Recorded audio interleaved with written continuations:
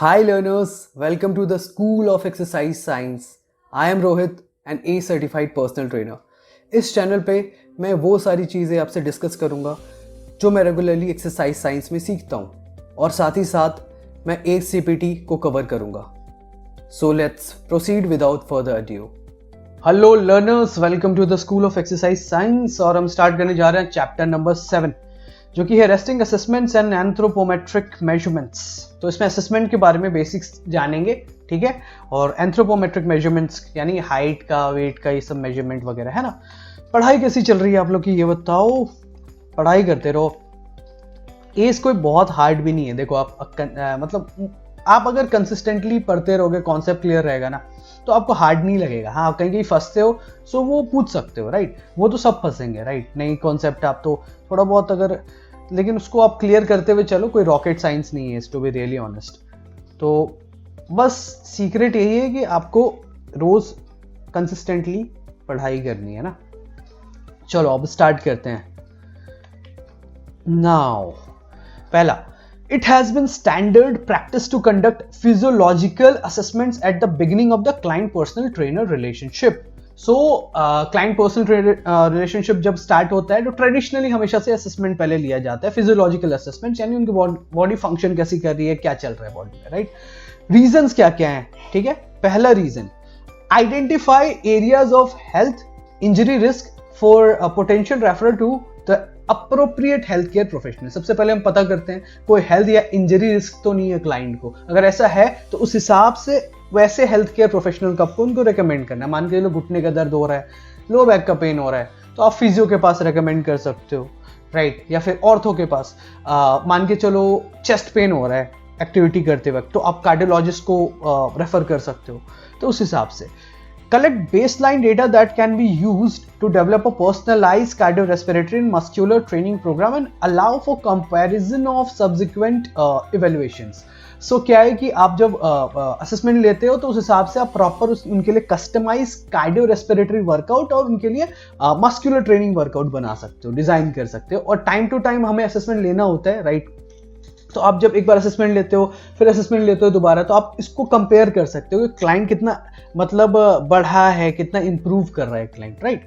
Educate clients about their present physical condition and health risk by comparing their results to normative data for age and sex.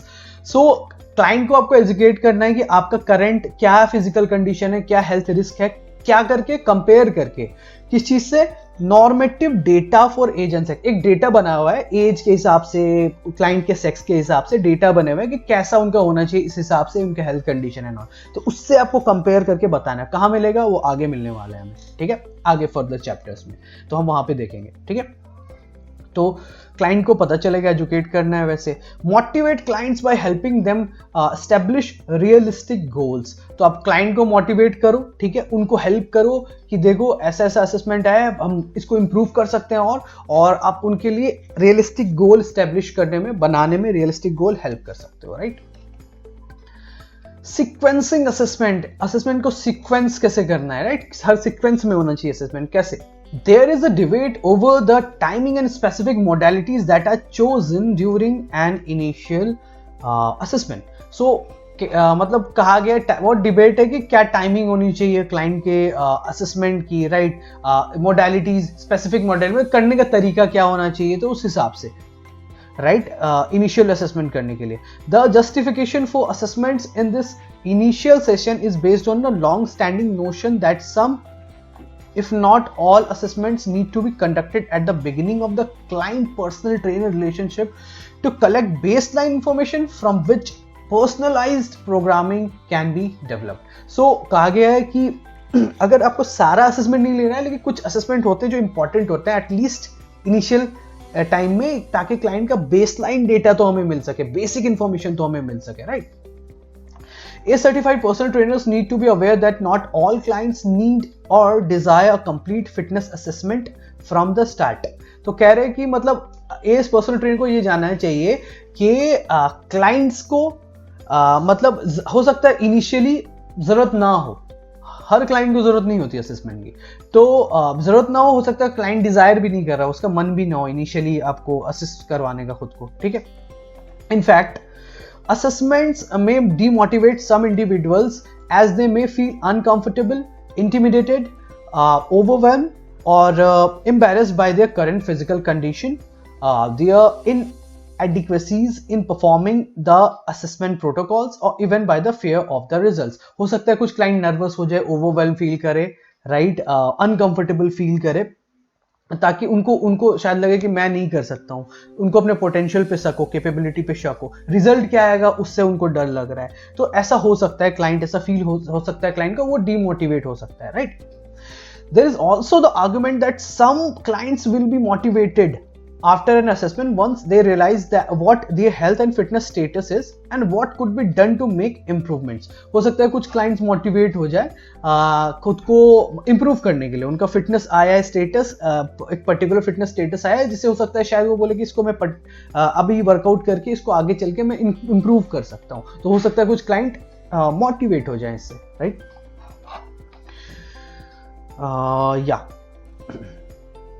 Chapter 8 and 10 detail a variety of physiological assessments that can be performed as well as the population that likely would benefit from such assessment. तो chapter 8 और 10 जिसमें हम detail में पढ़ेंगे आगे कि क्या assessments कैसे लेने हैं, राइट. तो वो बोला गया variety of उसमें physiological assessment है, कैसे perform किया जा सकता है, और populations के हिसाब से मतलब कौन सा assessment कौन से population के लिए beneficial रहेगा.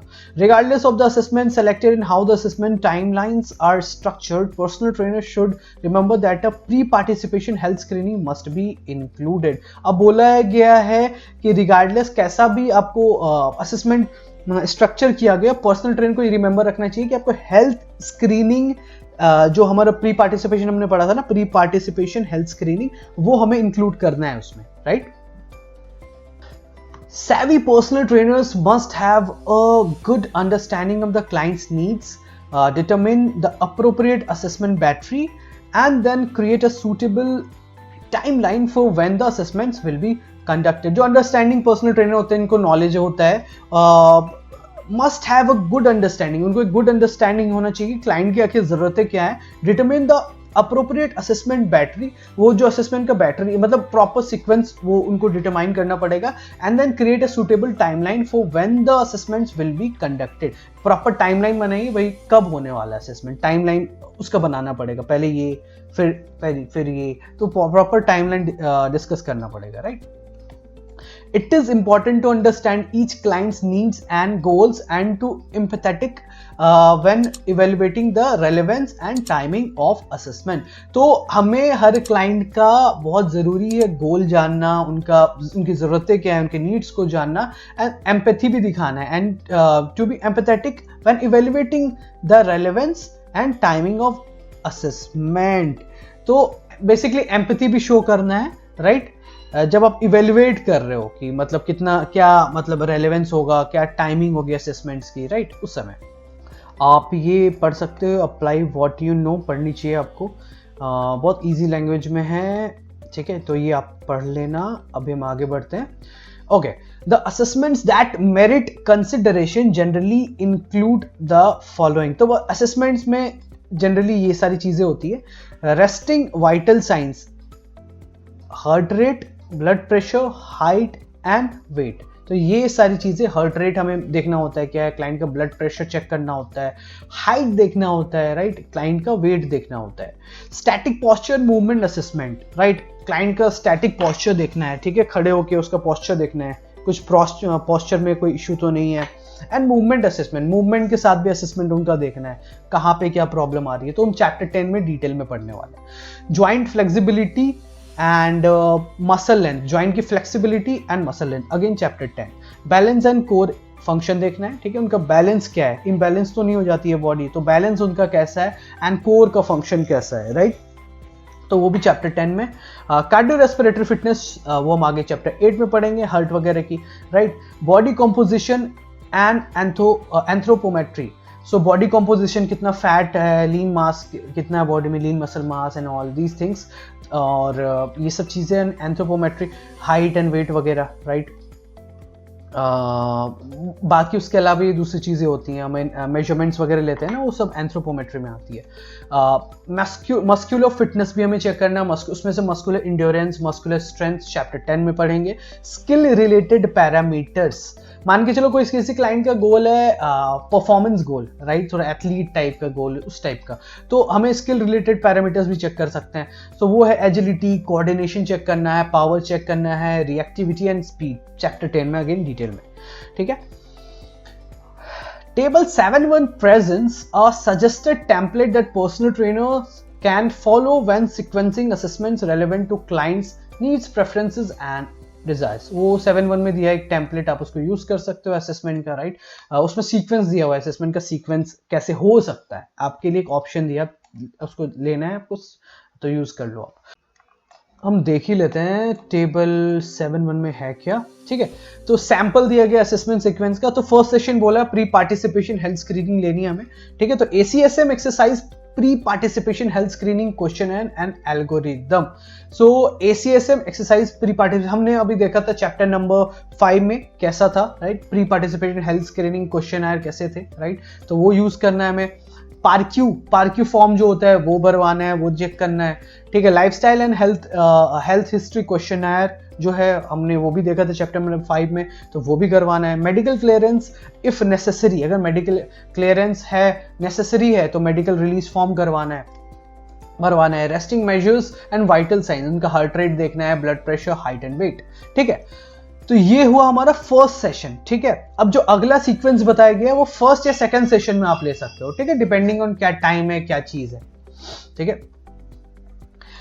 स्टैटिक पोस्चरल असेसमेंट, ठीक है। स्टैटिक आपको खड़े होकर क्लाइंट का पोस्चरल असेसमेंट लेना है कि पोस्चर कोई प्रॉब्लम है कि नहीं। तो फ्रंटल, सजाइटल और ट्रांसवर्स व्यूज में देखना है। अभी हम फ्रंटल क्या होता है, सजाइटल क्या होता है, ट्रांसवर्स व्यूज क्या होता है, ये भी हम आगे बढ़ने वाले हैं, ठीक है। स्टैटिक बैलेंस देखना है, उनका बैलेंस कैसा है। यूनिपेडल स्टांस स्टेन, मतलब एक पैर पे खड़े होके जो असेसमेंट होता है वो भी आगे बढ़ेंगे। तो वो चीजें, मूवमेंट असेसमेंट कर सकते हो, यानी उसमें स्क्वाट देख सकते हैं, स्टेप अप करवा सकते हैं, शोल्डर पुश स्टेबलाइजेशन चेक कर सकते हैं, शोल्डर का स्टेबलाइजेशन कैसा है, ठीक है। Standing row and thoracic spine mobility, फिर ज्वाइंट फ्लेक्सिबिलिटी चेक कर सकते हैं एंड मसल लेंथ चेक कर सकते हैं। उसमें थॉमस टेस्ट कर सकते हैं, पैसिव स्ट्रेट लेग रेज कर सकते हैं, शोल्डर फ्लेक्शन एक्सटेंशन असेसमेंट कर सकते हैं। ओवरवेल मत हो, आगे बढ़ने वाले हैं तो टेंशन लेने की जरूरत नहीं, सब हम समझेंगे कि थॉमस टेस्ट आके होता क्या, ये सब चीज़ें होती क्या है, ये जो स्पाइन मोबिलिटी, थोरासिक, ये सब है क्या आगे, तो आगे हम ये पढ़ेंगे। अभी मैं बस ये रीड करके आपको दिखा रहा हूँ। फिर वीक्स 1 to 8 के बीच में आप क्या कर सकते हो। Cardio respiratory fitness assessment if necessary, client is in or ready to progress to fitness or performance training phases of ACE integrated fitness training model। so मान लो अगर नेसेसरी होता है तो कार्डियो रेस्पिरेटरी फिटनेस टेस्ट ले लो। अगर मान के चलो क्लाइंट रेडी है, आपने पढ़ा होगा ACE IFT मॉडल ना पहले, तो उसमें अगर क्लाइंट रेडी है फिटनेस ट्रेनिंग मॉडल, मतलब थर्ड फेज जो था उसमें जाने के लिए, राइट। तो थर्ड या फोर्थ फेज जो फिटनेस या परफॉर्मेंस फेज जो होता है, आपने पहले पढ़ा होगा, नहीं पढ़ा तो एक बार चेक कर लो जाके। तो फिटनेस आई थिंक चैप्टर 2 में था ना मेरे ख्याल में, एक बार चेक कर लेना, 2 या 3 में था। तो फिटनेस और परफॉर्मेंस ट्रेनिंग फेजेस जो है उसको चेक कर लेना। अगर याद नहीं है आपको तो फिटनेस और परफॉर्मेंस ट्रेनिंग फेज में अगर क्लाइंट जाने को रेडी है तो उसके लिए आप कार्डियो रेस्पिरेटरी फिटनेस असेसमेंट ले सकते हो। तो टॉक टेस्ट ले सकते हो और सब maximal talk test for VT1 ये भी हमने पढ़ा है। VT2 असेसमेंट ले सकते हो, ये भी। कोर फंक्शन भी चेक कर सकते हो, उसमें McGill's torso muscular endurance test battery, ये भी हम आगे पढ़ेंगे। Body composition and anthropometry if necessary, अगर नेसेसरी है तो बॉडी कंपोजिशन ले लो, फैट कितना है, मसल कितना है, राइट, कितने परसेंटेज है, कितना नहीं है, कितने परसेंटेज है। And anthropometry if necessary, height क्या है, वेट क्या है, मेजरमेंट्स क्या है, पूरे बॉडी क्या, राइट, वो लेना। मस्कुलर फिटनेस, उसमें फिर से मस्कुलर एंड्योरेंस लेना है, पुशअप्स वगैरह, वही बॉडी वेट स्क्वाट ले सकते हैं। मस्कुलर स्ट्रेंथ चेक कर सकते हैं। 1 RM टेस्टिंग जिसमें बेंच प्रेस, स्क्वाट और एस्टिमेटेड। तो 1 रेपिटेशन मैक्स, इसका RM का फुल फॉर्म होता है रेपिटेशन मैक्स, तो हम आगे पढ़ेंगे। 1 रेप मैक्स कहते हैं शॉर्ट में, तो ये भी हम आगे पढ़ेंगे कैसे ये टेस्ट लेना है। वीक 9 या फिर उससे ऊपर मान के चलो, अगर वीक 9 आता है उससे ऊपर, तो उसमें हम क्या करेंगे, स्किल रिलेटेड असेसमेंट देखने वाले हैं, ठीक है। तो डायनामिक बैलेंस चेक करेंगे, उसमें वाई बैलेंस टेस्ट, ठीक है। अब ये स्किल वाली बात आ गई, ठीक है। ये मान के चलो उन लोगों के लिए जिनना फोर्थ वाले फेज में, परफॉर्मेंस फेज में इंटरेस्टेड है, राइट, तो उनके लिए तो डायनामिक बैलेंस उनका चेक कर सकते हैं, Y balance test for athletic population and client with sport related goals, वही बोल रहा है, जो एथलीट्स आपके पास आते हैं उनके लिए टेस्ट करना है, या फिर ऐसे क्लाइंट जिनका स्पोर्ट्स रिलेटेड गोल्स है, राइट। मस्कुलर पावर चेक करना है, वर्टिकल जंप असेसमेंट लेंगे, स्पीड, एजिलिटी एंड क्विकनेस के लिए टी टेस्ट कर लेंगे, ठीक है। तो ये था आपका टेबल नंबर 7-1, तो ये सीक्वेंसिंग है। फिर से बोल रहा हूं, नर्वस मत हो, ओवरवेल्म मत हो, ये आगे हम पढ़ने वाले हैं डिटेल में, तो हम धीरे धीरे आराम आराम से समझेंगे, कोई दिक्कत नहीं है। तो हम कहाँ थे, हाँ, तो यहाँ पे से हम स्टार्ट करते हैं। However personal trainer should perform assessments only after they have reviewed their clients pre participation health screening questionnaire. तो आपको तभी आपको असेसमेंट लेना है जब आपने क्लाइंट का हेल्थ स्क्रीनिंग क्वेश्चनर फिलअप करवा दिया है, उसको रिव्यू करने के बाद कि भाई ये असेसमेंट की इसकी जरूरत है कि या इसको अब डॉक्टर की जरूरत है, मैं रेकमेंड करूं वहां पे, तो उस हिसाब से आपको लेना है, ठीक है। And conducted an initial interview to identify important program variables based on readiness to change behavior, stage of behavioral change and general goals. So बाकी सारे फैक्टर्स को भी आपको देखना है। इंटरव्यू जब आप क्लाइंट का लोगे तो उसमें आपको आइडेंटिफाई करना है आप कितना रेडीनेस टू चेंज है, क्लाइंट कितना रेडी है वो चेंज करने के लिए अपने बिहेवियर को। स्टेज ऑफ बिहेवियरल चेंज, इस बिहेवियरल चेंज के कौन से ये स्टेज पे है क्लाइंट अभी, है ना। एंड जनरल गोल्स, राइट, तो जनरल गोल क्या है, तो उस हिसाब से आपको असेसमेंट लेना है क्लाइंट का। So stage of behaviour change, behavioural change तो आपको याद होगा ना, pre contemplation, contemplation, preparation, action, maintenance, नहीं याद है फिर से भूल गए तो टेंशन वाली बात नहीं। मैं बोला ना मैंने पहले भी कि दिमाग से फेड अवे होता रहता है, पॉसिबल नहीं, ह्यूमनली पॉसिबल नहीं कि पूरा चैप्टर को आप एक साथ याद रख सको, तो दिमाग से निकलता है। सो आप बस रिवाइज कर सकते हो पीछे। चलो हमने यहां तक पढ़ लिया, अब आगे बढ़ते हैं। Physiological influences on an assessment must be considered when establishing the assessment sequence and timeline for a client. For example, resting blood pressure and heart rate should be measured before any exertion to avoid recording a value that is artificially high and does not reflect the resting state. तो मान के चलो ये बोला गया है कि हर assessment का कुछ ना कुछ इफेक्ट हो रहा है क्लाइंट के बॉडी पे, राइट, तो हमें वो कंसिडर करके चलना है, वो कंसिडर करके हमें चीजें रिकॉर्ड करनी है। फॉर एग्जांपल मान के चलो आपको क्लाइंट का ब्लड प्रेशर लेना है, हार्ट रेट लेना है, लेकिन आपने असेसमेंट करवा दिया, उसके बाद तो उसका ऑलरेडी उसने किसी काम किया है, कुछ फंक्शन किया है, तो उसका हार्ट रेट बढ़ा होगा, उसका ब्लड प्रेशर बढ़ा होगा। तो आप जब लोगे तो उसका रेस्टिंग स्टेट में आपने लिया नहीं, रेस्टिंग स्टेट में लोगे तब आएगा रेस्टिंग हार्ट रेट या प्रॉपर ब्लड प्रेशर, लेकिन अभी सब कुछ बढ़ा हुआ है तो इनएक्यूरेट होगा, ऑब्वियसली वो बढ़ा हुआ होगा। सो वो सब चीजें कंसिडर करके हमें चलनी है, right. Body composition should be estimated before activity to avoid either underestimation of fat stores from dehydration or overestimation of fat stores due to vasodilation in surface vessels associated with thermoregulation. तो ये कहा गया है कि body composition जब आप ले रहे हो, बीसीए मशीन पे जब लेते हैं बॉडी कंपोजिशन, कितना मसल मास परसेंटेज है, कितना आपका फैट परसेंटेज है, तो वो हमें ये कंसिडर करके चलना है कि कोई भी एक्टिविटी करवा रहे हैं उससे पहले कराएं। क्यों? क्योंकि वो इनएक्यूरेट हो सकता है। मान के चलो डिहाइड्रेशन हो गया तो फैट परसेंटेज कम दिखाएगा, तो एक अंडर एस्टिमेशन ऑफ फैट, या फिर ओवर एस्टिमेशन ऑफ फैट ज्यादा दिखाएगा जब वेसोडाइलेशन हो जाएगा वेसल्स में, सरफेस वेसल्स में। वेसोडाइलेशन का मतलब जब ब्लड वेसल्स ना आपके ये हो जाते हैं, वाइड हो जाते हैं, नैरो नहीं रहते, वाइड हो जाते हैं, खुल जाते हैं। तो मान के चलो जब आप एक्सरसाइज कर रहे हो तो आपका ये क्या होता है, वेसोडाइलेट हो जाता है थर्मोरेगुलेशन के लिए, मतलब टेम्परेचर मेंटेन करने के लिए, वो सब चीजों के लिए। तो ये वेसोडाइलेशन हो जाता है, उसमें क्या हो सकता है कि आपका फैट परसेंटेज ज्यादा बता दे, तो ये ओवर एस्टिमेशन भी हो सकता है। दैट इज वाई कहा गया है कि कोई भी एक्टिविटी कर रहे हैं उससे पहले आपको बॉडी कंपोजिशन लेना है ना। Although an optimal sequence of assessments for cardiorespiratory and muscular fitness is yet to be established, तो बोला गया कि हालांकि एक जो तो प्रॉपर है ना, although मतलब ऑप्टिमल एकदम, हालांकि अभी तक वैसा सीक्वेंस बना नहीं है, तो वो अभी भी पूरी तरह से स्टैब्लिश्ड बना नहीं है, तो वो अभी भी बन रहा है। If performing various assessment with in the same session, it is suggested that BP and heart rate are permitted to return to baseline values and that the sequence of assessments should be organized to avoid repeatedly stressing the same muscle group. तो कहा गया है कि मान के चलो आप client को करवा रहे हो कोई असेसमेंट, उसका हार्ट रेट एलिवेट हुआ है तो उसको शांत होने दो पहले, फिर उसने एक्टिविटी कर ली तो हार्ट रेट जब बेस लाइन पे फिर से आ जाता है, नॉर्मल हो जाता है, उसके बाद से अगली एक्टिविटी करवाओ.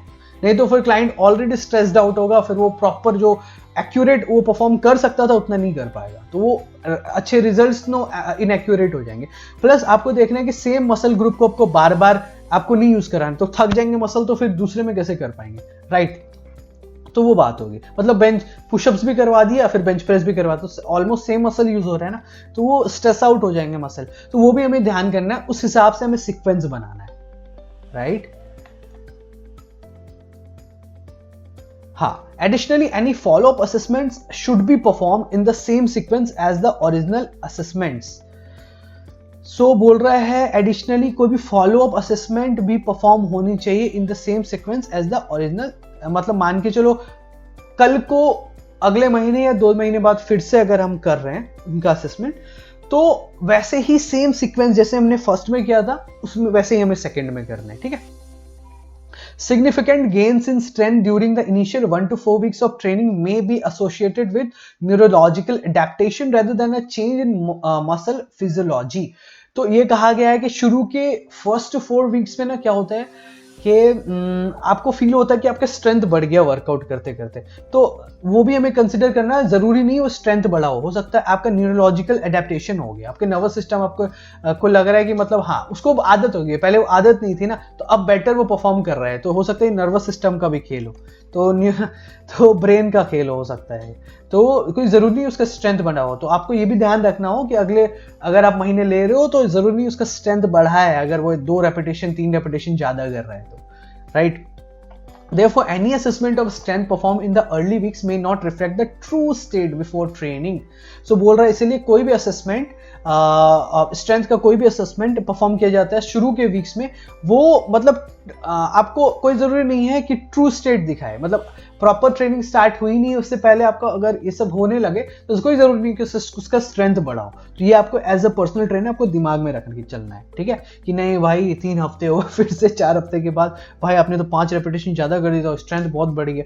थोड़ा बहुत बढ़ता है but more of it is neurological adaptation, ठीक है. ओके, हम आगे बढ़ते हैं अब. Professionalism as a personal trainer includes management of the assessment environment and gaining experience in properly conducted assessments. So, as a personal trainer आपको professional होना होता है, तो आपको देखना होता है क्लाइंट का आप जहाँ असेसमेंट करवा रहे हो इन्वायरमेंट कैसा है, राइट. तो आपको असेस करना होता है, पहले असेसमेंट से पहले असेस कर लो कि असेसमेंट वहाँ पे भाई इन्वायरमेंट कैसा है, ठीक है. And gaining experience in properly conducting assessment, धीरे धीरे आप एक्सपीरियंस गेन करो कि प्रॉपरली कैसे उस इन्वायरमेंट में कैसे अच्छे से असेसमेंट कंडक्ट कर सकते हैं. Personal trainer must embody the highest level of professionalism by being fully prepared when conducting assessments and integrating the following. Professionalism तभी दिखेगा पर्सनल ट्रेनर में जब वो शुरू में ही मतलब एकदम फुल्ली प्रिपेयर्ड रहे. असेसमेंट ऐसे होगा तो ऐसे होगा, मशीन रेडी है, यहाँ ये करना है, यहाँ तो आप रेडी हो, तब वो हुआ प्रोफेशनलिज्म, राइट. तो ये सारी चीजें हैं.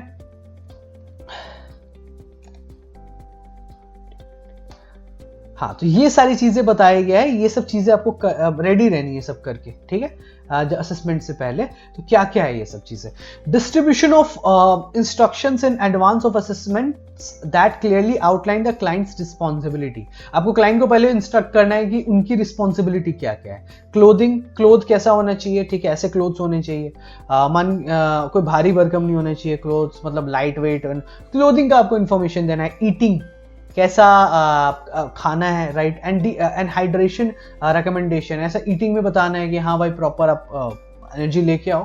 कार्ब्स वगैरह जो भी खाना होता है ज़्यादा भी ना हो जाए कि ब्लोटिंग हो जाए, तो आपको ईटिंग बताना है कैसा होना चाहिए. एंड हाइड्रेशन रिकमेंडेशन, पानी का क्या होना चाहिए recommendation. And abstaining from certain products such as stimulants, कुछ प्रोडक्ट्स से हमें दूर रहना है, स्टिमुलेंट से दूर रहना है, राइट. हमने लास्ट टाइम पढ़ा था मेडिकेशंस का क्या इफेक्ट रहता है बॉडी पे, राइट. तो मतलब हमें बताना है कि ऐसा स्टिमुलेंट्स का ये इफेक्ट हो सकता है. हाँ, कंपलसरी है तो ओके, डॉक्टर ने कहा है तो वो लेंगे ही, लेकिन आपको बताना होगा कि देखो इसका रिजल्ट ऐसा होगा आपके हार्ट रेट पे। तो मान के चलो हालांकि कोई चीज नेसेसरी नहीं है तो आपको नहीं लेनी है, राइट। तो नहीं तो आपका फालतू का हार्ट रेट ब्लड प्रेशर बढ़ाएगा, वो रिजल्ट आपका असेसमेंट में आ नहीं पाएगा प्रॉपर। सो और उल्टे असेसमेंट में भी आपका जो आप एक्टिविटी करोगे उसमें भी इनएक्यूरेसी रहेगी। सो that is the thing. Obtaining a signed informed consent from the client, a document required from both ethical and legal standpoints. So आपको informed consent sign कराना है client को, ठीक है। Ethically और लीगल स्टैंड पॉइंट से ये बहुत जरूरी है, आपको इन्फॉर्म्ड कंसेंट साइन कराना है क्लाइंट से। आपने पढ़ा था चैप्टर नंबर 5 में इन्फॉर्म्ड कंसेंट क्या होता है, क्लाइंट को पता रहे कि रिस्क क्या इन्वॉल्व है ये आप जो एक्टिविटी कर रहे हो उसमें, right.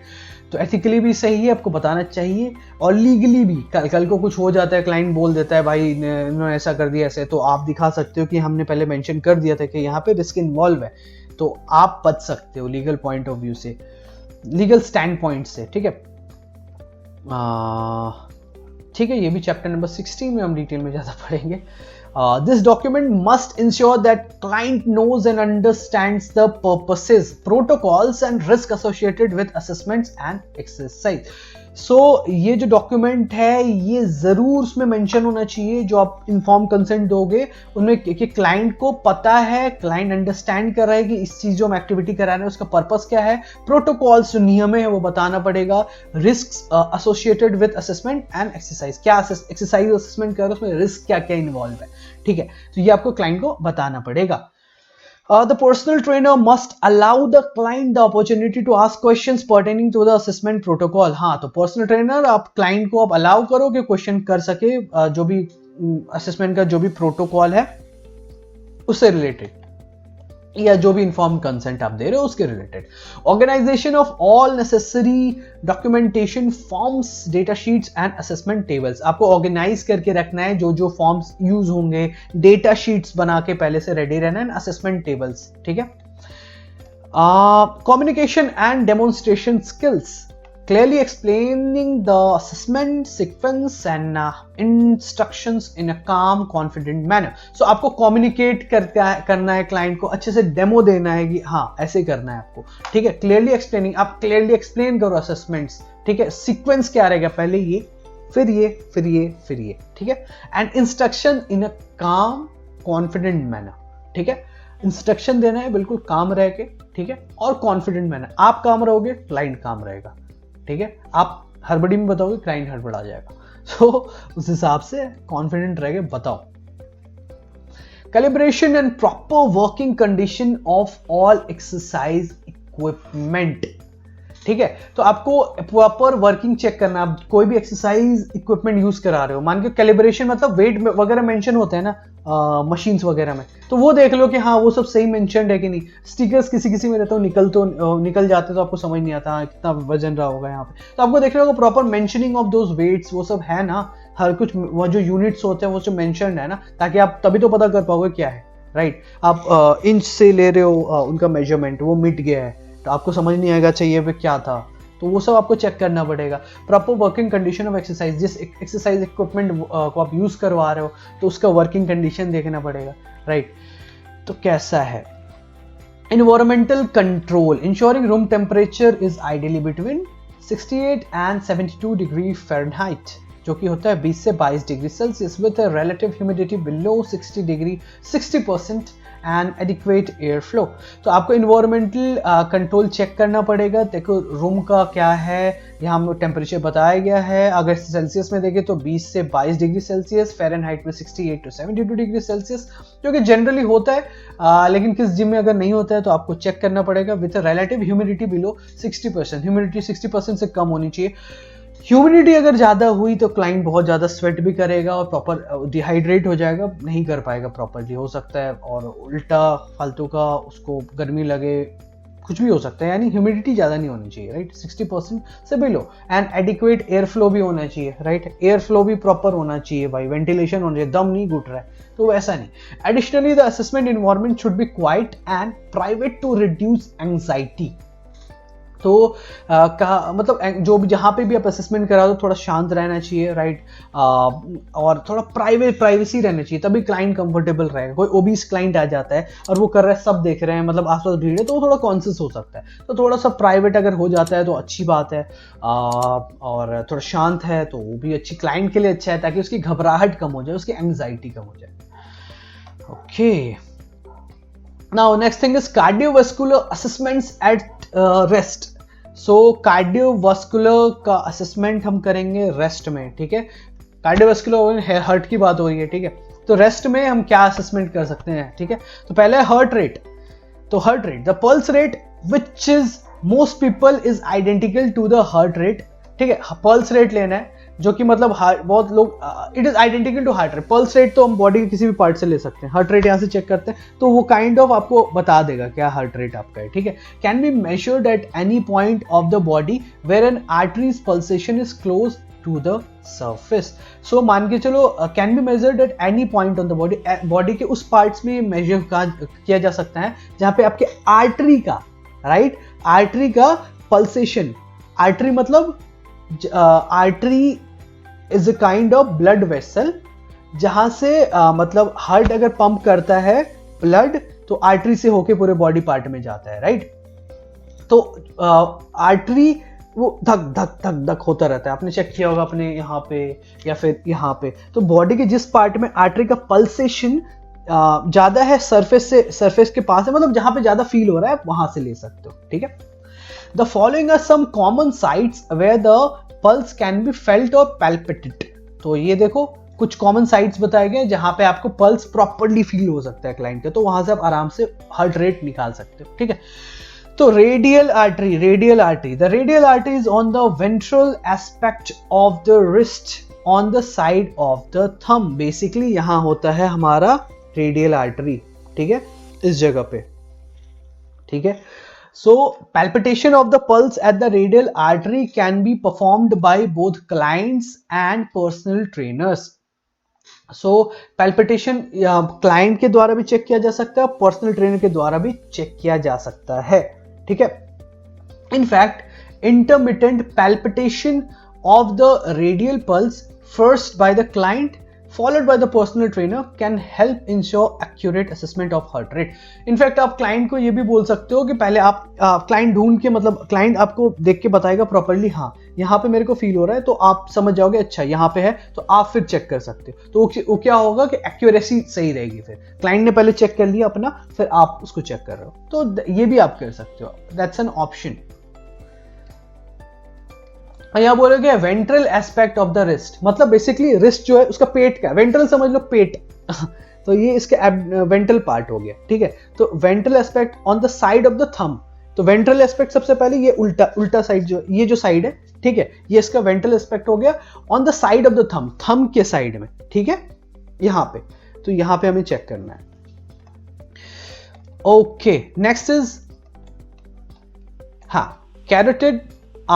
carotid artery. The carotid artery is located in the neck, lateral to the trachea. It is more easily palpated when the neck is slightly extended. So बोला गया है carotid artery जो होता है वो है neck में, आपके नेक पे lateral to the trachea. Trachea is your pipeline, wind pipe. ये पाइप जो है बेसिकली, ये पाइप जो है ये जो है उसके lateral to the trachea, यहाँ पे इसके साइड में यहाँ है. It is more easily palpated when the neck is slightly extended. Better आप इसको पकड़ सकते हो पल्स को जब नेक थोड़ा सा एक्सटेंड हो, ठीक है, या तो यू कैन चेक दैट. अपना भी एक बार चेक करके देखो है कि नहीं. Clients often have an easier time finding their pulse at the carotid artery, which makes it an ideal anatomical location in self-assessment of heart rate during exercise. Client के लिए ये ज्यादा आसान हो सकता है यहाँ पे पल्स रेट पकड़ना अपना, ठीक है. दैट इज वही आइडियल एनाटॉमिकल लोकेशन होता है खुद से सेल्फ असेसमेंट हार्ट रेट का करने का. तो ये ना एग्जाम में आ सकता है कि कौन सा कह सकते हो कौन सा लोकेशन बॉडी लोकेशन पे सबसे आइडियल होता है पल्स रेट पकड़ना, पैल्पिटेशन पकड़ना. तो इसका आंसर क्या होगा? कैरोटिड आर्टरी, ठीक है. Note, Personal trainers and clients should not push too hard on the carotid artery as this may evoke a vasovagal response that actually slows down the heart rate. So client या personal trainer को यहाँ पे दबाव नहीं डालना है, उस चक्कर में क्या होगा, heart rate आपका slow हो सकता है right? तो that is why it is also possible to osculate the heartbeat using a stethoscope placed over the chest. Stethoscope होता है डॉक्टर का राइट आला, स्टेथोस्कोप, उससे भी चेक किया जा सकता है चेस्ट पे लगा के. Okay, heart rate is recorded in beats per minute. For example 65 beats per minute. Note, when palpating the client's pulse, if the personal trainer feels any irregularity in the rate or rhythm of the pulse, it is recommended that the client contact his or her personal physician. तो कहा गया है कि सबसे पहले तो beats per minute में होता है, ठीक है, heart rate record.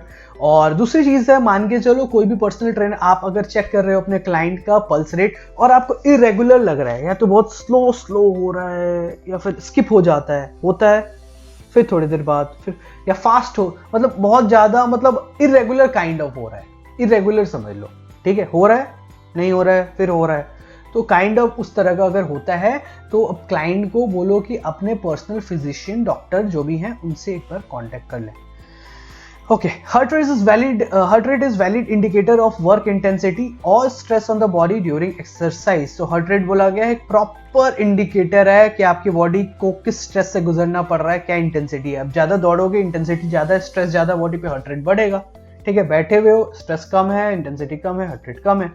However, because so many factors can influence resting heart rate and their effects can vary greatly from one person to another, resting heart rate is less valid. कहा गया है बहुत सारे फैक्टर्स होते हैं जो resting heart rate की बात कर रहे हैं, रेस्टिंग हार्ट रेट को इन्फ्लुएंस करते हैं, and the effect can vary greatly from one person to.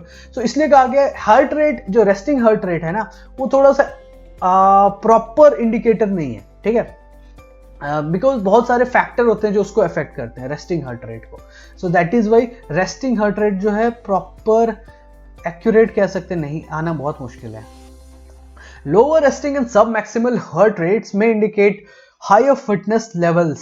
सो मान के चलो आपका रेस्ट में हार्ट रेट कम है, या फिर सब मैक्सिमल जो मॉडरेट एक्सरसाइजेस कर रहे हो उस समय आपका हार्ट रेट बहुत ज्यादा नहीं होता, कम हो रहा है टाइम के साथ, तो इसका मतलब आपका फिटनेस लेवल अच्छा है, बढ़ता जा रहा है. Since cardiorespiratory adaptations to cardiorespiratory exercise increase stroke volume thereby reducing heart rate. तो क्या होता है जब आप धीरे धीरे कार्डियोरेस्पिरेटरी एक्सरसाइजेस करते हो ठीक से, तो क्या होता है आपका स्ट्रोक वॉल्यूम क्या होता है, बढ़ जाता है, यानी एक बार में बॉडी हार्ट ज्यादा ब्लड पंप कर पा रहा है बॉडी को, तो ठीक है, तो कम बीट्स में ही उतना ब्लड वो सप्लाई कर देता है जितना बॉडी को जरूरत है, ठीक है. So that is why heart rate कम अगर हो रहा है टाइम टू टाइम, ठीक है, तो वो that is a good sign of कि आपका फिटनेस लेवल अच्छा हो रहा है, कार्डियोरेस्पिरेटरी फिटनेस अच्छा है, कार्डियोवास्कुलर फिटनेस अच्छा है.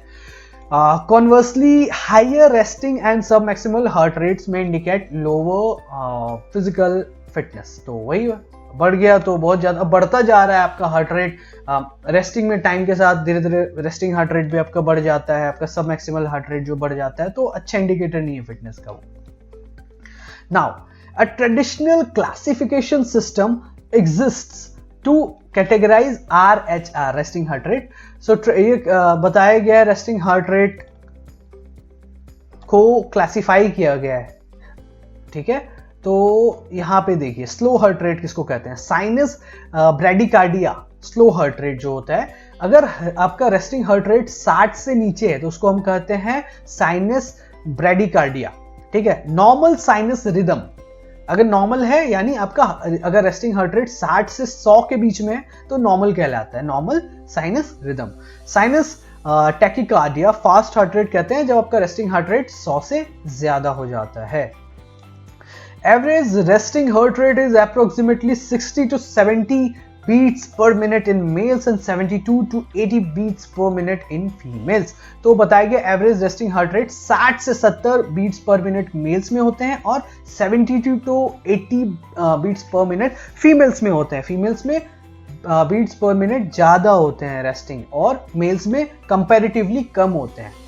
The higher values found in women are attributed in part to smaller heart chambers, less blood injected per beat and lower hemoglobin levels, less oxygen per unit of blood. तो कहा गया है females में क्यों ऐसा होता है कि आपका हार्ट रेट ज्यादा है, बिकॉज हार्ट का जो चैम्बर होता है वो छोटा होता है, राइट हार्ट का चैम्बर छोटा हो रहा है तो एक बार में ब्लड कम जा रही है बॉडी में, राइट तो ज्यादा बीट करना पड़ता है हार्ट को पूरी तरह से ब्लड पहुंचाने में, ठीक है तो एक वो चीज है। और हीमोग्लोबिन लेवल भी कम होता है, यानी ऑक्सीजन पर यूनिट कम होता है, हीमोग्लोबिन कम होती है बॉडी में तो ऑक्सीजन प्रॉपर्ली पहुंच नहीं पा रहा है उतने बीट्स में जितने मेल में पहुंच रहा है, तो दैट इज वाई बॉडी को हार्ट को ज्यादा आपको बीट करना पड़ता है ताकि प्रॉपर लेवल ऑफ ऑक्सीजन भी मेंटेन रहे पूरे बॉडी पार्ट में, है ना।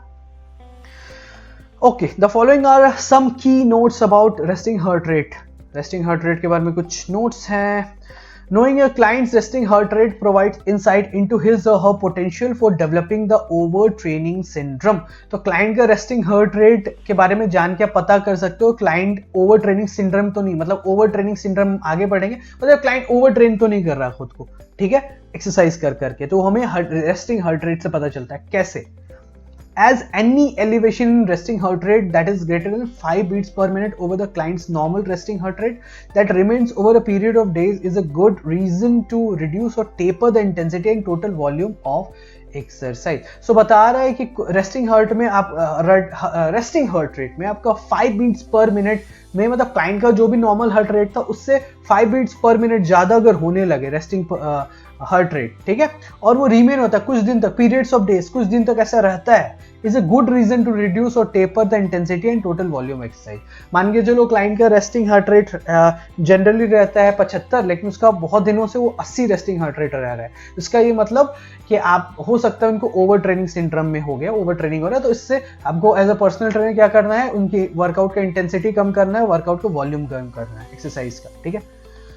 Okay, now certain drugs, medication and supplements can certainly affect resting heart rate. हमने पहले भी चैप्टर नंबर 5 में पढ़ा है कि कुछ ड्रग्स और मेडिकेशन सप्लीमेंट्स होते हैं जो हार्ट रेट को, रेस्टिंग हार्ट रेट को अफेक्ट करते हैं। Individual should abstain from consuming non-prescription stimulants or depressants for minimum of 12 hours prior to measuring resting heart rate. अगर आपको resting heart rate measure करना है तो एटलीस्ट 12 घंटे पहले, अगर मान के चलो कंपलसरी नहीं है, डॉक्टर ने नहीं लिखा है तो उसको ट्राई कीजिए अवॉइड करने का, ठीक है, तो उसके बाद आप रेस्टिंग हार्ट रेट लीजिए, तब आपका थोड़ा सा उससे बेटर आएगा, एक्यूरेट आएगा, ठीक है। हालांकि डॉक्टर ने रेकमेंड किया तो फिर हम कुछ नहीं कर सकते हैं, फिर तो लेना ही पड़ेगा, right. Body position affects resting heart rate, body का जो पोजिशन होता है, किस पोजिशन में आप अपना रेस्टिंग हार्ट रेट रहे हो वो भी आपका अफेक्ट करेगा, ठीक है। बॉडी स्टैंडिंग और sitting position elevate heart rate more than supine और prone position due to involvement of postural muscles and the effect of gravity. तो खड़े होके करोगे या बैठ के करोगे ना तो हार्ट रेट, आपका रेस्टिंग हार्ट रेट ज्यादा बताएगा कंपेयर टू सुपाइन और प्रोन, मतलब लेट के, चाहे पीठ के बल लेट रहे हो चाहे पेट के बल लेट रहे हो, उसमें थोड़ा कम आएगा, लेकिन जब खड़े होके या बैठ के आप ले रहे हो ना तो उसमें थोड़ा सा आपका रेस्टिंग हार्ट रेट बढ़ सकता है। क्यों? क्योंकि आपका बॉडी का पोस्चरल मसल्स, अब खड़े हो रहे हो तो मसल सब यूज होगा ना, लेग मसल यूज हो रहा है, बैक, मतलब प्रॉपर आपको खड़े होने के लिए मसल्स यूज हो रहा है, तो बॉडी क्या करती है, ब्लड सप्लाई करना थोड़ा सा बढ़ा देती है, तो हार्ट रेट बढ़ जाता है। एंड इफेक्ट ऑफ ग्रेविटी के भी इफेक्ट से होता है, राइट। तो ग्रेविटी का पुल होता है तो उस चक्कर में क्या होता है, हार्ट रेट आपका बढ़ सकता है। सो digestion increases resting heart rate, digestion खाने के बाद जब आप अपना रेस्टिंग हार्ट रेट लोगे तो वो बढ़ जाता है, ठीक है। The process of absorption and digestion require energy, right, necessitating the delivery of additional blood to the gastrointestinal tract while blood flow to other parts of the body are not changed। तो मान के चलो जब आप खाते हो तो body में क्या होता है, अब्जॉर्प्शन होता है, डाइजेशन होता है, तो आपके जीआई ट्रैक्ट यानी गैस्ट्रो इंटेस्टाइनल ट्रैक्ट जो होता है, जो भी होता है इंटेस्टाइन वगैरह, उसमें ना आपको अब ये करना है अब्जॉर्प्शन वगैरह, तो उसमें ब्लड का यूज होगा, तो ऑब्वियसली हार्ट रेट क्या होता है, बढ़ जाता है, ताकि हार्ट ज्यादा ब्लड सप्लाई कर सके आपके जीआई ट्रैक्ट में, राइट, ताकि प्रॉपर डाइजेशन हो सके, अब्जॉर्प्शन वगैरह हो सके, राइट। बाकी बॉडी पार्ट्स में आपका मतलब ऐसा कुछ चेंज नहीं होता, ब्लड फ्लो चेंज नहीं होता, लेकिन ब्लड फ्लो वहां पे बढ़ जाता है डाइजेशन में, राइट। इसीलिए कहते हैं कि खा के ना तुरंत वर्कआउट नहीं करना चाहिए, right.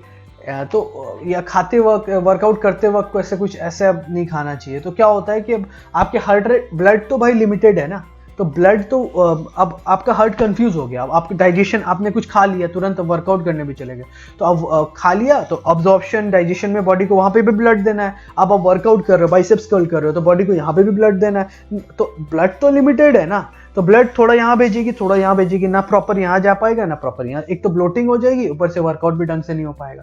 So that is why gap होना चाहिए, राइट, खाने के बाद वर्कआउट में।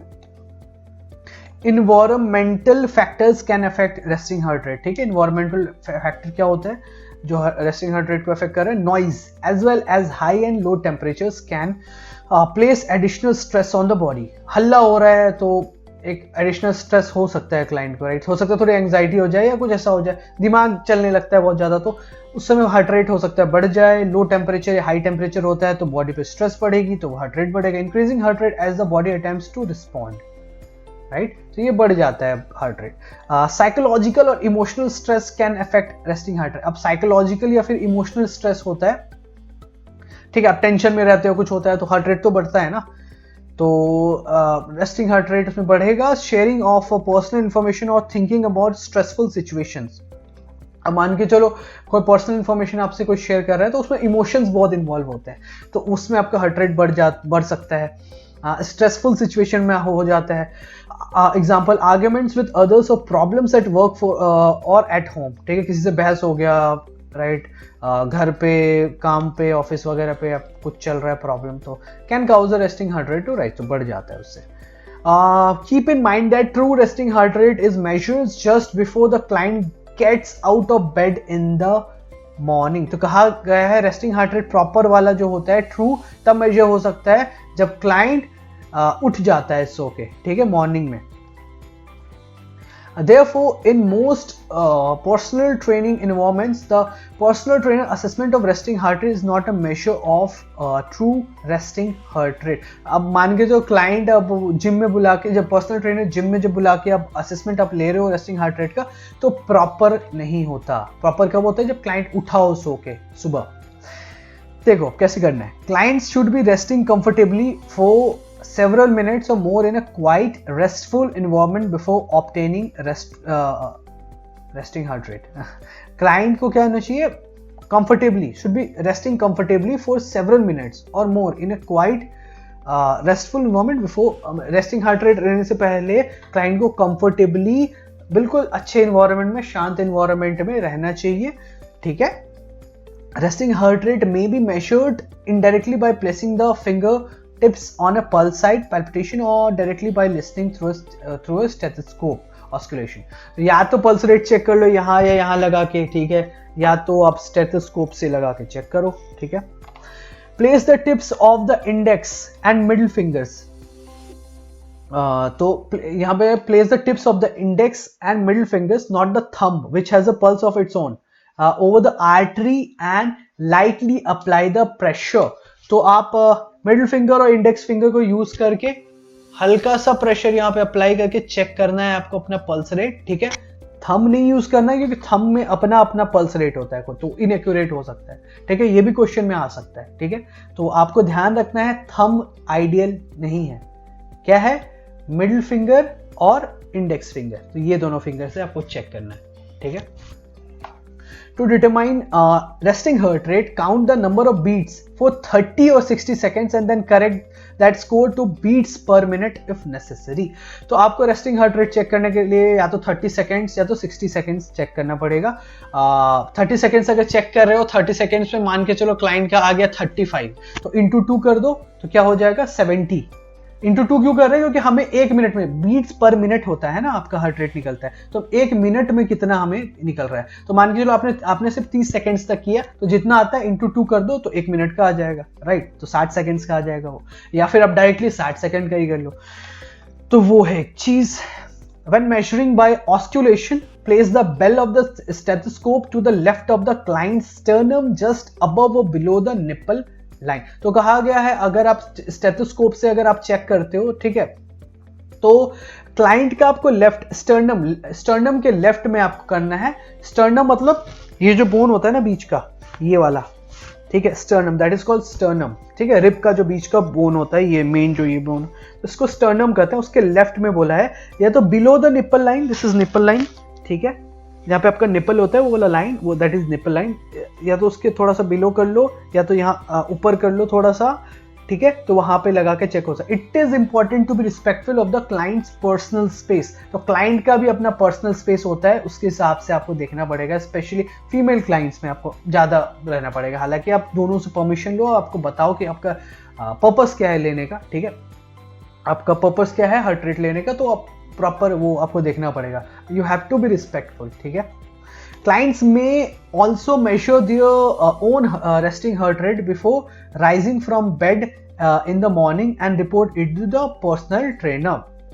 तो क्लाइंट खुद भी, आप क्लाइंट को बताओ कैसे रेस्टिंग हार्ट रेट लेते हैं, 1-2 बार करवाओ अपने जिम में, ठीक है, तो फिर उसके बाद आप क्लाइंट को खुद बोल सकते हो कि आप एक काम करना, सुबह खुद से ले लेना बेड से उठने से पहले अपना मॉर्निंग में, ठीक है, फिर मुझे बता देना। तो ऐसा आप क्लाइंट से करवा सकते हो। श्योर होने के लिए 2-3 दिन लगातार करवा दिया तो आप देख लो हाँ एक जैसा आ रहा है तो आप श्योर हो गए, ठीक है, तो वो भी करवा सकते हो। सो ये एक चीज होगी। और एक चीज, मान के चलो क्लाइंट को स्टेथोस्कोप से कर रहे हो ना, तो आप क्लाइंट को बोल सकते हो, खुद अपना यहाँ पे बता कर सकते हो कि अपने यहाँ पे बॉडी पार्ट के लगाओ, और क्लाइंट खुद से पकड़ लेगा वो क्लाइंट, वो जो उसका कह सकते हो बेल होता है जो, तो बेल को यहाँ पे लगा लेगा खुद से और आप स्टेथोस्कोप पे सुन सकते हो, ठीक है, तो ये भी आप कर सकते हो। ओके, अब ब्लड प्रेशर की बात आ जाती है, ठीक है। तो blood pressure is defined as the outward force exerted by the blood on the vessel walls. तो ब्लड प्रेशर क्या होता है, आउटवर्ड फोर्स, जो ब्लड क्या होता है, फ्लो करता रहता है, ठीक है, ब्लड वेसल में, ठीक है, तो वेसल के जो वॉल पे ब्लड जो फ्लो करता है, वो जो फोर्स लगता है ना, वो तो फोर्स लगता है, राइट। पाइप जो आप लोगे, पानी का पाइप ऐसे करोगे तो अब पानी स्पीड होगी ना, तो आप छू के थोड़ा सरफेस पे देखना तो थोड़ा वाइब्रेशन जैसा होता है, राइट, हल्का हल्का का पता चलेगा। तो दैट इज दो प्रेशर बना, वो पानी के कारण वो प्रेशर क्रिएट होता है, दैट इज व्हाट। सो उस प्रेशर को जो होता है, जो ब्लड के द्वारा वेसल पे बनाया जाता है, उसको ब्लड प्रेशर कहा जाता है, ठीक है। It is generally recorded as 2 numbers, 120 by 80 mmHg। तो 2 नंबर से हम इसको रिप्रेजेंट करते हैं, ठीक है, रिकॉर्ड करते हैं, ठीक है। तो यहाँ एग्जांपल दिया गया 120 by 80, ठीक है, आपने देखा होगा, right. The systolic blood pressure is the higher number and represents the pressure created by the heart as it pumps blood into the circulation via ventricular contraction, systole. This represents the greatest pressure during one cardiac cycle. देखो 120 by 80 है ना, तो जो बड़ा number जो है ना 120 वाला, ये इसको हम कहते हैं systolic blood pressure, SBP, systolic blood pressure. क्या होता है सिस्टोलिक ब्लड प्रेशर? ब्लड क्या है, हार्ट क्या है, क्या करता है, ये पंप कर रहा है, ठीक है। तो क्या होता है जब वो पंप कर रहा है, राइट, ठीक है, एक बार क्या होता है बंद हुआ, रिलैक्स हुआ, एक बार पंप हुआ, ठीक है। जब वो पंप होता है ना तो प्रेशर ज्यादा होता है, तो उस समय जो प्रेशर जो होता है उसको सिस्टोलिक ब्लड प्रेशर कहते हैं, ठीक है। अभी क्या है, नेक्स्ट इज छोटा वाला जो है 80, ये इसको हम क्या कहते हैं, डायस्टोलिक ब्लड प्रेशर, ठीक है। तो डायस्टोलिक ब्लड प्रेशर क्या होता है, is the lower number and represents the pressure that is exerted on the artery wall as blood remains in the arteries during the filling phase of the cardiac cycle or following beats when the heart relaxes. Diastole, it is the lowest pressure during one cardiac cycle. देखो फिर मैंने बताया धक धक करता है, एक बार pump करता है फिर रिलैक्स करता है। तो पंप करने का मतलब क्या हुआ, ब्लड को जब बॉडी में फेंकता है, यूं दे रहा है ब्लड को, और रिलैक्स करने का मतलब, रिलैक्स मतलब वो वापस से ब्लड को फिल कर रहा है फिर छोड़ रहा है, फिल कर रहा है फिर छोड़ रहा है, राइट। आपने अपने बाथरूम में फ्लश देखा होगा, फ्लश, राइट। तो फ्लश को क्या करते हो, जब ऑन करते हो तो निकलता है पूरा, ठीक है। तो हार्ट को एक फ्लश की तरह ले लो, ठीक है। तो वो ऑन हुआ तो पूरा पानी निकला फ्लश का, फिर क्या होता है, फिलिंग फेज आ जाता है। तो जो फ्लश करके जो पानी निकलने वाला जो फेज होता है ना, उसको हम कहते हैं सिस्टोलिक, ठीक है, सिस्टोलिक फेज कहते हैं। और जो प्रेशर क्रिएट हुआ वो सिस्टोलिक ब्लड प्रेशर हो गया, ठीक है। अब फिर फिलिंग फेज हो जाता है, जहाँ पे फिर ब्लड फिल होता है, जैसे आपके बाथरूम फ्लश में होता है, ठीक है, पानी फिल होता है, तो फिलिंग फेज होता है, पानी भरता है फिर से। सो दैट इज डायस्टोलिक फेज, ठीक है। डायस्टोलिक ब्लड प्रेशर उस समय जो रिकॉर्ड होता है, जो छोटा नंबर है 120/80, 80 है जो डायस्टोलिक ब्लड प्रेशर है आपका। समझ गए आप? Okay, it is the lowest pressure during one, lowest pressure होता है, ठीक है। BP is measured with the arterial system. Within the arterial system, pressures in that system will vary depending on where they are taken. So basically artery के through हम इसको major करते हैं, ठीक है। प्रेशर उस पर डिपेंड करता है कि आप कहाँ से ब्लड प्रेशर ले रहे हो, ठीक है, कहाँ से मेजर कर रहे हो, ठीक है, ब्लड प्रेशर को, उस हिसाब से प्रेशर पता चलता है, ठीक है, कि कितना है। कहीं हर जगह सेम नहीं आएगा, अलग अलग आएगा। When a person is standing, the pressure at the feet is higher because of gravity. कोई खड़ा है बंदा तो उसका क्या होगा, ब्लड प्रेशर हमेशा हाई होगा। क्यों? ग्रेविटी के कारण। The weight of the blood is greatest at the lowest level and there more blood in the lower arteries. तो वेट जो होता है, वेट ब्लड का जो वेट होता है सबसे ज्यादा कहाँ होता है, हमारे बॉडी के लोवेस्ट लेवल में होता है। And there is more blood in the lower artery. Lower artery जो हमारी होती है, नीचे की तरफ जा रही आर्टरी, उसमें प्रेशर हमेशा ज्यादा होता है, ठीक है। और ग्रेविटी अलग से पुल कर रही होती है, तो ग्रेविटी के इफेक्ट के कारण भी ब्लड प्रेशर ज्यादा होगा अगर आप खड़े होकर मेजर करोगे अपना blood pressure. Likewise the pressure at the head is lower. इधर इस एरिया में ना, हेड ऊपर की तरफ जो होता है ना, वो वहां पे आपका ब्लड प्रेशर इस तरफ हेड एरिया में कम होता है। Because one wants to know the pressure in the heart, blood pressure is measured at a location that is on the same level as the heart itself. तो आपको किसका blood pressure जानना है? आपका हार्ट का ब्लड प्रेशर जानना है, तो आपको ऐसे लोकेशन पे मतलब करना है ना, जो मतलब हार्ट के लेवल पे हो। हार्ट के लेवल पे जो लोकेशन हो, वहां से हमें लेना है blood pressure. The standard site of the measurement is the brachial artery, ठीक है, given its easy accessibility and proximity to the heart. तो स्टैंडर्ड साइट जो मेजरमेंट का होता है वो होता है आपका ब्रैकियल आर्टरी। ये है, देखो, ये है आपका ब्रैकियल आर्टरी। यहां से जो आर्टरी आ रही है ना, उसको ब्रैकियल आर्टरी कहते हैं। और यही है वो साइट जहां पे आपको प्रॉपर हार्ट रेट पता चलेगा। देखो, हार्ट के पास भी है ये, राइट। तो यहां से आप मेजर कर सकते हो। यहीं पे लगाते हैं ना ब्लड प्रेशर डॉक्टर्स, या आप जब भी लगाते हो तो यहां पे वो बांधते हैं वो बैंड, एंड देन हम पता करते हैं, right. Okay, given its easy accessibility and proximity to the heart, मतलब ज्यादा एक्सेस है और पास है हार्ट के, इसलिए। अब next thing is BP is measured indirectly by listening to the Korotkoff sounds, ठीक है। जो साउंड आता है उससे मतलब इनडायरेक्टली उसको सुन के ब्लड प्रेशर रिकॉर्ड होता है, ठीक है। These are sounds made from vibrations as blood moves along the walls of the vessels. तो ये जो साउंड होता है वो वाइब्रेशन से हमें पता चलता है, क्योंकि ब्लड मूव कर रही है ना आपके वॉल से, वेसल से, ठीक है। तो वो जो मूव कर रही है वो वाइब्रेशन होता रहता है उसमें, ठीक है। तो उस वाइब्रेशन के कारण जो एक साउंड मशीन को पता चलता है और वो उस हिसाब से आपका ब्लड प्रेशर मेजर करती है, ठीक है। These sounds are present only when there is some degree of wall deformation, ठीक है। ये आपको जो साउंड है तभी these sounds are present only when there is some degree of wall deformation. If the vessel has impeded blood flow, no vibrations are heard. तो बोला गया है ये साउंड आपको तभी पता चलेगा ना जब आपको किसी तरह का वॉल डिफॉर्मेशन होगा। मान के चलो किसी तरह का रुकावट हो गया, हम जब यहाँ पे बांधते हैं तो क्या होता है, वो रुकावट क्रिएट करता है ना। तो वो जो रुकावट हुई उस चक्कर में वो साउंड हमें मशीन को पता चल रहा है, उस हिसाब से वो मेजर कर रहा है। अगर वो ब्लड फ्लो नॉर्मल होता रहा ना तो उतना कुछ साउंड आपको वाइब्रेशन पता नहीं चलेगा, राइट। सो कोई वाइब्रेशन सुनाई नहीं देती है, ठीक है, उस समय जब अगर नॉर्मल ब्लड फ्लो चल रहा है। लेकिन इसीलिए उसको हम रेस्ट्रिक्ट करते हैं थोड़ा सा यहाँ पे, ताकि वो साउंड, वो वाइब्रेशन पता चले। अब मान के चलो पाइप जो होता है, पाइप जो पानी का होता है, उसको पकड़ लो, थोड़ा सा दबा दो, रोक दो वहीं पे, तो क्या होता है जो पानी आता है यहाँ पे आपको फील होता रहेगा, वाइब्रेशन जो पानी का जो फ्लो है ना यहाँ पे आता रहता है। So that is what happens, same principle है, right. Okay, however, under pressure of a BP curve, vessel deformity facilitates hearing this sound. Same बात कि अगर वो वाला जो BP कफ लगा लेते हैं, जो पट्टा लगा लेते हैं, जो भी कह लो, उस चक्कर में वो इंटरप्शन आ जाते हैं वहां पे, उस चक्कर में वो साउंड ना पता चलता है फिर। This deformity is created as the air bladder within the cuff is inflated, restricting the flow of blood. तो ये डिफॉर्मिटी कैसी हुई, रुकावट कैसी हुई, जब हम यहाँ पे हमने लगाया उसको रिस्ट्रिक्ट किया, ठीक है, ब्लड फ्लो को, ठीक है।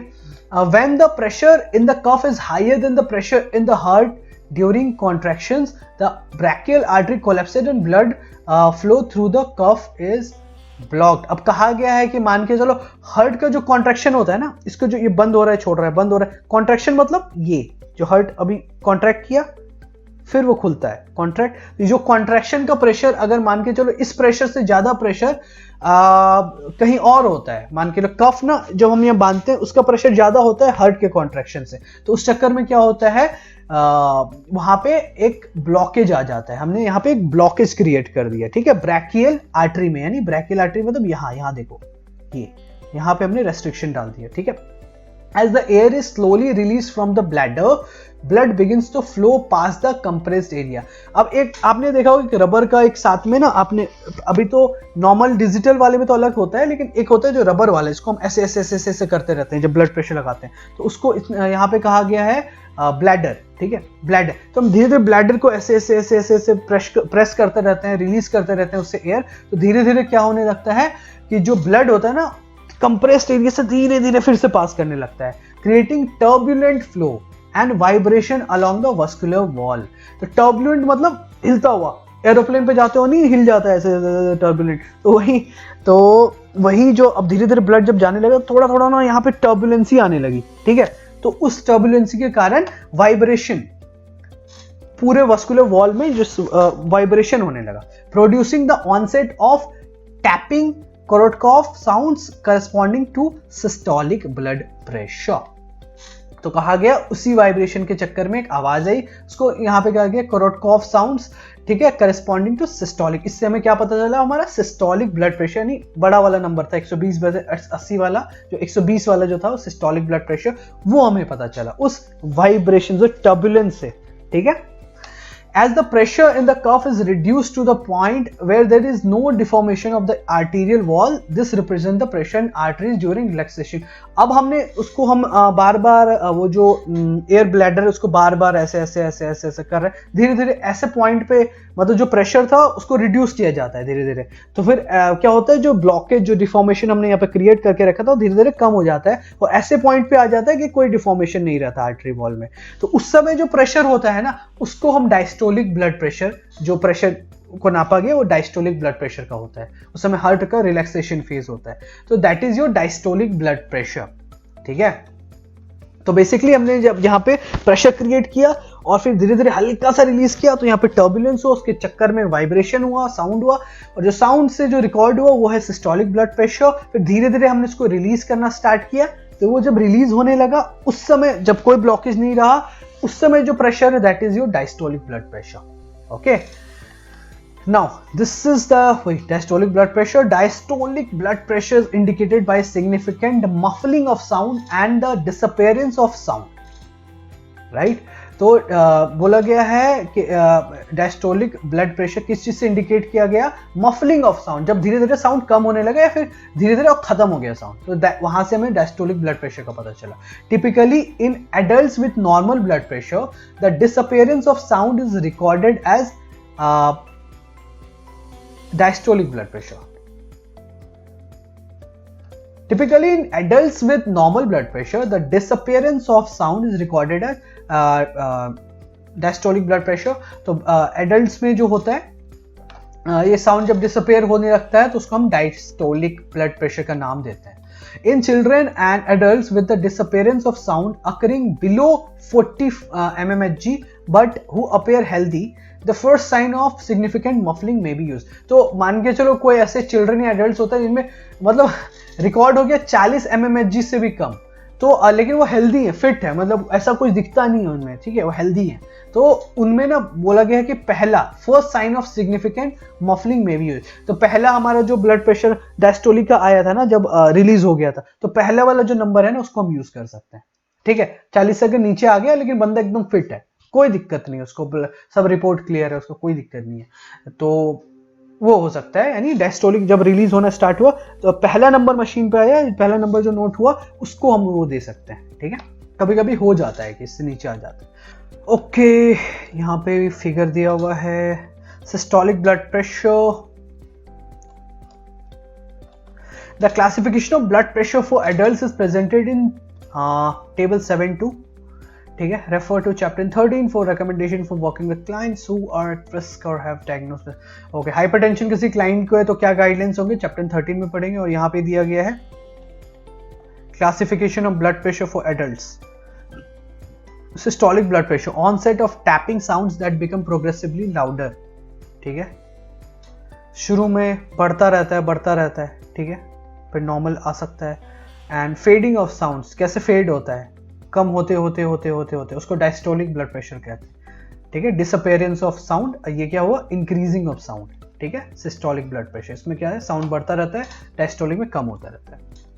Categories of blood pressure in adults, देखो कैटेगरीज क्या होता है, तो यहाँ पे देखो किसी का सिस्टोलिक ब्लड प्रेशर 120 mmHg से कम है या फिर 80, डायस्टोलिक ब्लड प्रेशर उसका 80 से कम है, ठीक है, तो वो नॉर्मल में कंसीडर होता है, ठीक है, समझ में आया। तो 120 से कम और 80 से कम, ठीक है, अगर हो रहा है तो वो नॉर्मल कैटेगरी में आता है। एलिवेटेड, बढ़ा हुआ ब्लड प्रेशर कब माना जाएगा, जब 120 से 129 है आपका systolic blood pressure, diastolic blood pressure 80 से कम है फिर भी, ठीक है, लेकिन ये ज्यादा आपका आ रहा है 120 से 129, तो बढ़ा हुआ हार्ट रेट है, सॉरी बढ़ा हुआ ब्लड प्रेशर है। इट्स नॉट हाइपरटेंशन हो गया, उनको बीमारी हो गई, बट बढ़ा हुआ है, ये हमें ध्यान देना पड़ेगा। अब हम आ गए हाइपरटेंशन में। अब क्लाइंट को हाइपरटेंशन कैसे है, आपको किससे पता चलेगा, स्टेज 1 में अगर वो है तो उसका 130 से 139 mmHg है, या फिर उसका डायस्टोलिक ब्लड प्रेशर 80 से या फिर उसका diastolic blood pressure 80 to 89 mmHg है, ठीक है। स्टेज 2 हाइपरटेंशन में है जब वो 140 उसका mmHg है या उससे ज्यादा है और डायस्टोलिक उसका 90 या उससे ज्यादा है, ठीक है। तो ये आपको याद रखना है, एग्जाम में आएगा, ये एग्जाम में आएगा, ठीक है, कि मतलब नॉर्मल ब्लड प्रेशर का कितना होता है, ऑप्शंस में आ जाएंगे, एलिवेटेड में क्या हो सकता है, हाइपरटेंशन में क्या हो सकता है, स्टेज 1 2, तो ये आपको टेबल याद रखना इंपॉर्टेंट है, बहुत इंपॉर्टेंट है। तो यहाँ पे एक्सपेंड योर नॉलेज में है 2 पैराग्राफ, चलो ये भी आज अभी मैं पढ़ा ही देता हूँ, ये भी मैं वैसे कुछ बहुत ईजी लैंग्वेज में मैं इसको रीड कर देता हूँ। एक्यूरेसी क्या होती है ब्लड प्रेशर मशीन की, client sometimes ask about the BP machines found at pharmacies and personal BP monitors used at home, ठीक है, क्लाइंट पूछते हैं कभी कभी क्या एक्यूरेसी है भाई जो फार्मेसीज में होते हैं, पर्सनल बीपी मॉनिटर्स में होते हैं, घर पे यूज करने वाले, उन while these monitors can provide useful information, the result may not be accurate, ठीक है, जरूरी नहीं है accurate हो इसका result. As an example, readings obtained from wrist BP monitors are usually higher and less accurate than reading from the arm. As an example, reading obtained from, मान के wrist BP monitors जो होते हैं उनका ज्यादा blood pressure होता है and थोड़ा लेस एक्यूरेट होता है then reading from the arm. जो आर्म वाले होते हैं वो थोड़ा बेटर एक्यूरेसी देते हैं, जो रिस्ट वाले होते हैं थोड़ा सा ज्यादा दे सकते हैं। Compared to readings obtained by oscillation, one study found that home monitors provided systolic blood pressure or diastolic blood pressure readings that were not accurate within 5 mmHg 69% of the time। तो बोला गया है कि 5 mmHg ऊपर नीचे हो जाता है, इनएक्यूरेट हो जाता है 69% ऑफ द टाइम में पाया गया है, जो घर में हम यूज करते हैं बीपी मॉनिटर। नहीं,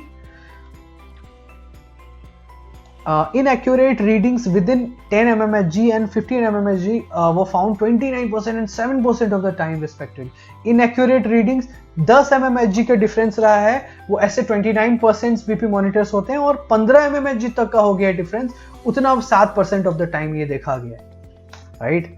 बीपी मॉनिटर थोड़ा ढंग का में लेना पड़ेगा।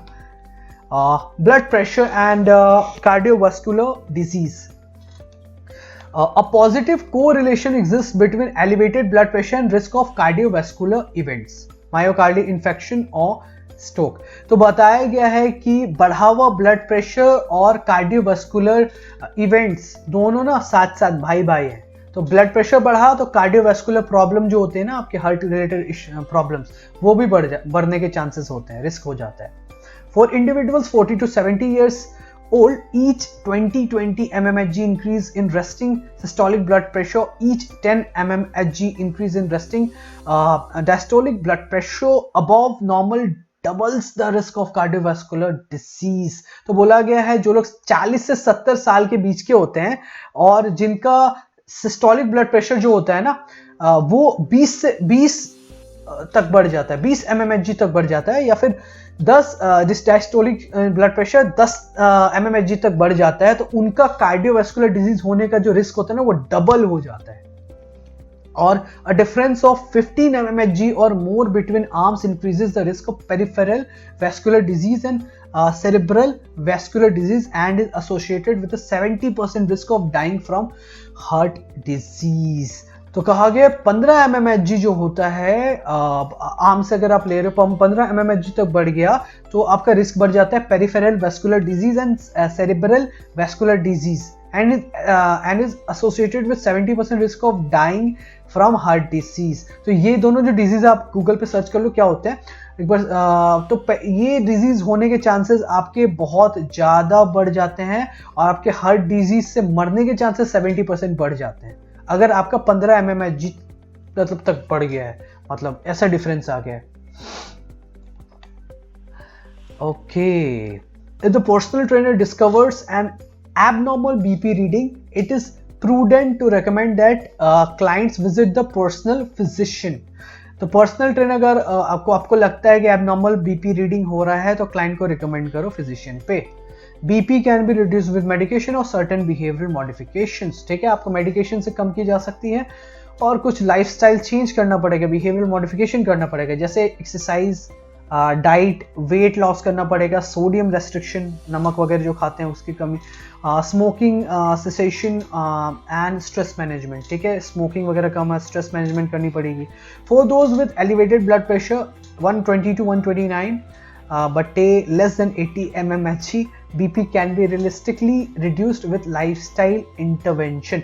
इनका इतना होता है ना ब्लड प्रेशर का रेंज बढ़ गया है, बढ़ा हुआ है, लेकिन इनको ना अब लाइफस्टाइल चेंज करके कम किया जा सकता है क्योंकि अभी तक इनका हाइपरटेंशन हुआ नहीं है तो इनको दवा लेने की जरूरत नहीं है, लेकिन इनका कम किया जा सकता है ये सारी फैक्टर्स पे काम करके। ठीक है, for those with true clinical hypertension it is likely that their personal physicians will want to treat the hypertension with medication and lifestyle intervention।